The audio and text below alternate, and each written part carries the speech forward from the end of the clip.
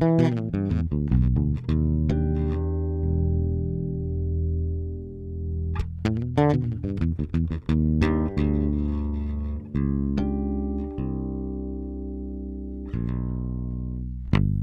everyone, Victor Wooten here with my good friends at Sam Ash. Today we're going to talk about how to be a better improviser. This is one of the easiest things you can do. If you think about what improvising means, it means making it up, getting to do what you want, getting to play anything you want. A baby can do this. The thing that makes it harder for us adults or us slightly older people is that we think we have to do it right.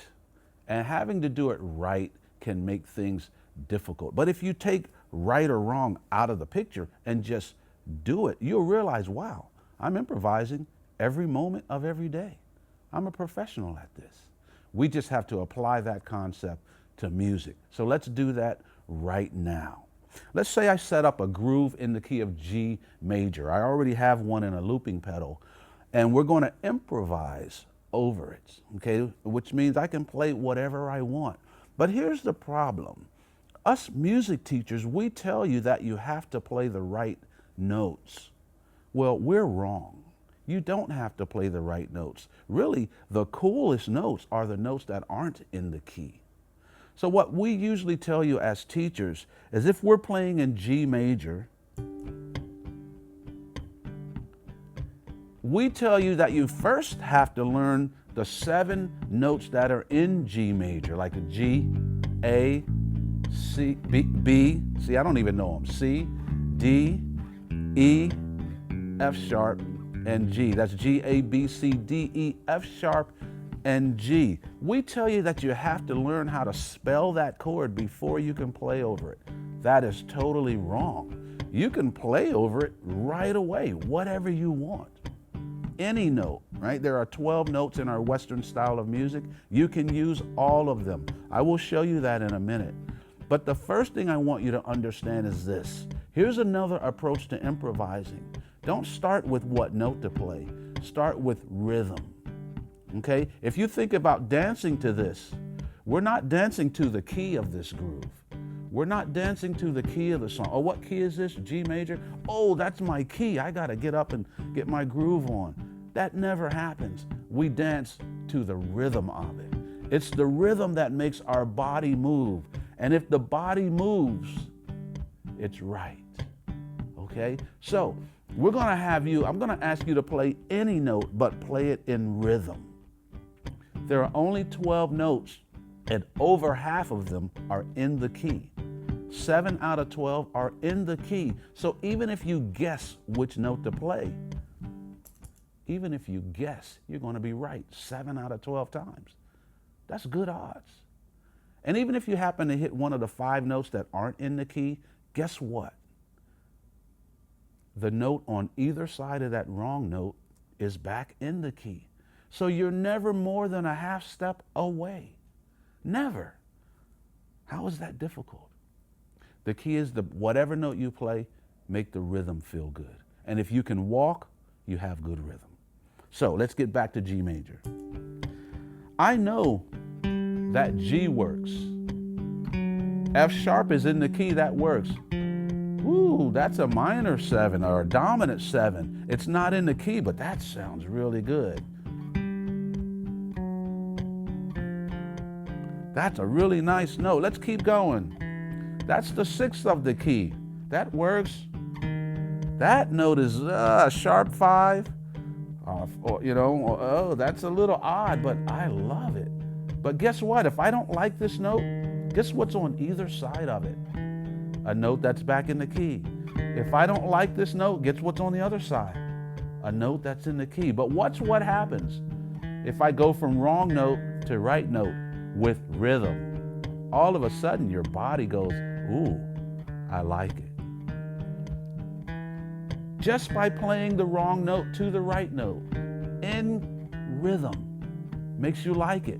All of a sudden, your body says, this is good, and your brain agrees, and you no longer hear this note as wrong. Because I've showed you where it's going. So whenever you hit a wrong note, show them where it's going.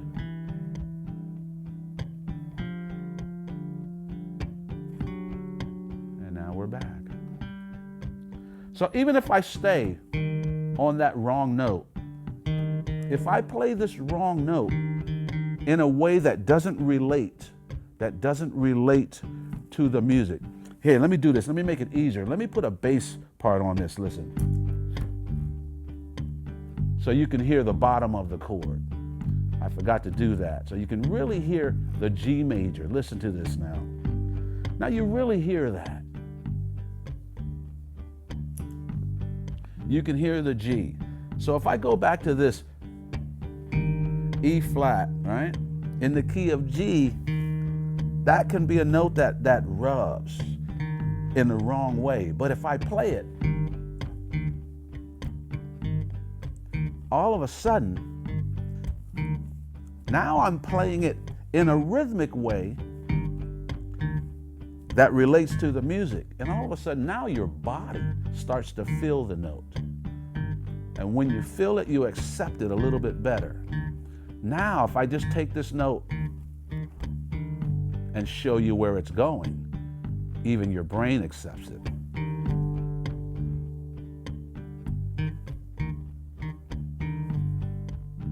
So what I'm getting at is learn to use all of the notes. You don't have to start by learning what the right notes are. Your ear and your body will tell you which notes are right to you. Okay? It's good to learn the theoretical way too, but I want you to say which note is right. It's not up to me to tell you. So explore all of the notes and then find the ones that you like. The next thing you can do is once you find notes that you like, explore them. Don't go anywhere. If I go 1, that's the 2, right? The A, that's the major third, the B. I'm just going to stick with these 3 notes. The G, the 1, the A, which is the second note, the 2, and then the B, which is the 3. I'm not going to use any other notes, but I'm going to add rhythm and feel to it. Okay, if I just go,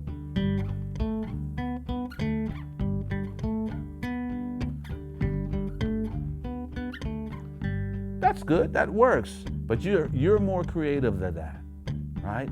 So rhythmically,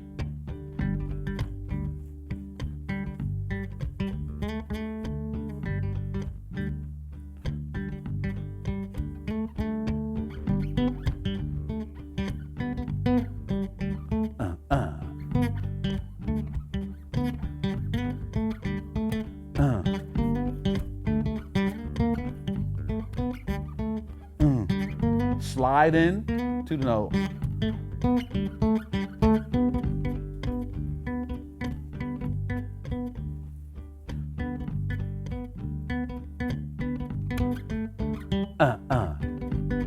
All of a sudden with 3 notes, I've got your attention. With just 3 notes, but guess what? There's 9 other notes. And when I use all of the notes with that much attention, you're going to like it. Now, if you do know a little bit of theory, music theory, I know that in the key of G major, I have G major. If I go up a whole step, I've got A minor. Another whole step, B minor. Half step, C major, D major, and so on. So in other words, if I'm in G major, I have all these other chords that I can play. So instead of just playing G major and solo over G major, I can also solo over A minor. Then I can solo over B minor. Then I can solo in C major, D major, and so on. So you don't have to think of G major as just one key. Even though the chord is staying put, I can move through the chord changes. Does that make sense? I can move through chord changes that aren't even there, because all these 6 other chords are in G major. Does that make sense? I don't have to treat it as if we're in one key, because there's always other keys inside of whatever key you're in. So when you learn a key, when you learn G major or whatever key, just know that if you go up a whole step, if we're in the major key, the whole step up brings you the minor chord. Another whole step up is a minor chord. You go up a half step, you get the major chord. Another whole step to the 5 is a major chord. The 6 is minor, the 7 is minor, and you're back home. So if I use all of those, even though the chords are staying in G major, I can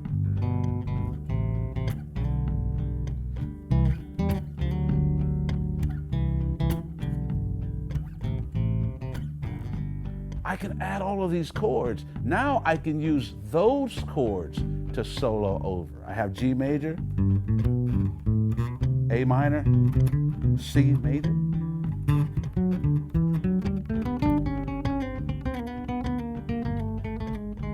And then I ended with a chromatic scale.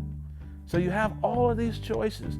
Add rhythm to all of that, and bingo, you're improvising.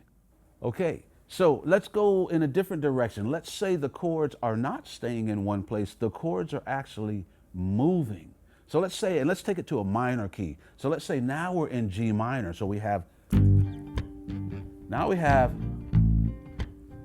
A, B flat, then we go to E flat to D dominant. Okay? Now, I'm not naming these chords because I don't want you to get caught up in the names of the chords. In this case, what I'm showing you, it doesn't matter what the chords are. Okay? Now, what we did before is when the chords were in one place, we moved. If it was G major, we went to A minor, we went to B minor, that kind of thing. Now the chords are moving, so I'm going to tell you, stay in one place.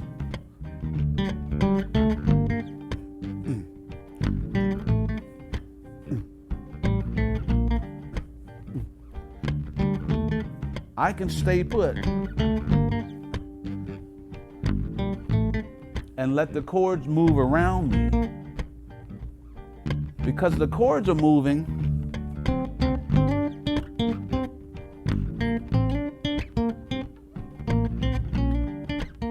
it sounds like I'm moving.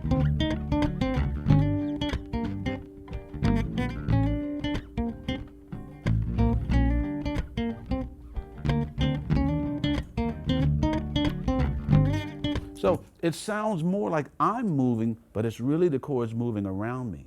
If I follow the chords and if I play the root of each chord, it sounds like I'm not moving. So when the chords are moving, it allows me to move less. The other things you can do is to play with rhythms, come up with rhythms, less notes, more rhythms, right? Utilizing a lot of space in your soloing so that people can hear what you're soloing to. I'll play a line, take a breath like a horn player. There are so many tools that you can use, but I'm going to bring you back to my favorite one, which is the chromatic scale. Again, I like to say you paid for every note, use them all. So just let me allow you to hear what every note sounds like. And you want to do this over every key. Now, there are going to be some notes that are technically wrong, but you can play them in a way that makes them feel right. I'm in the key of G minor. I'm going to play all 12 tones starting from G. 1, 2, ready, go.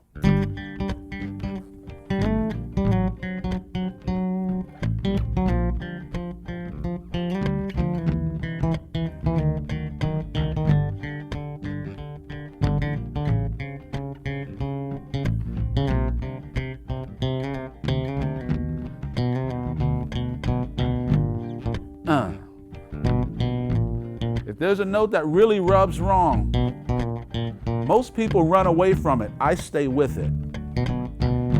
Because now, that note doesn't sound bad, does it? If I had run from it, it would have left you feeling bad.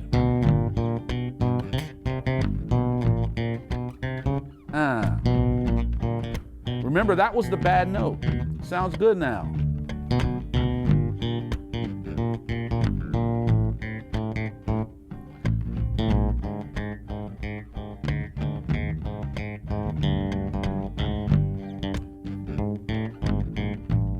That was every note.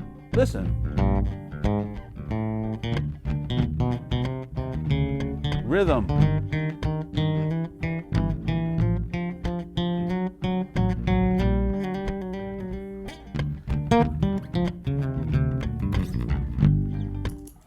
So explore all the notes, but use them with feel. Make sure that when you're using a note, it fits the groove of the song and you make it feel right.